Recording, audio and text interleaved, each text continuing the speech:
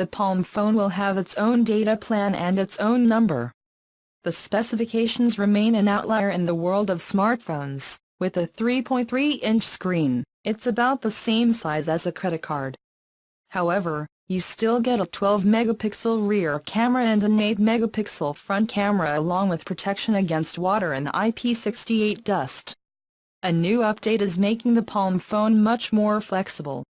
Although it will continue to function as a complementary device, linked to the same account as an existing smartphone, starting today you can also use it as your primary smartphone.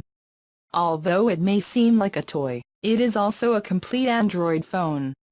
That means access to the Google Play Store, the Google Assistant, with a dedicated side button to activate it, and everything that is expected from an Android device.